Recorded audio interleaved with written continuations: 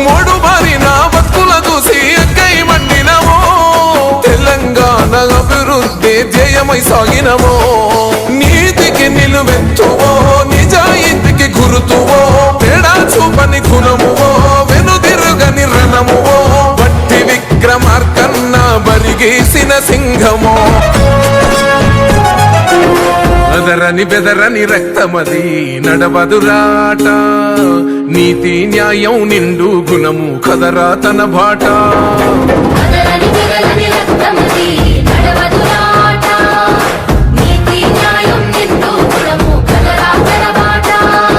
నిప్పు చెదలే పట్టదురా నీతిని మరసిదిరా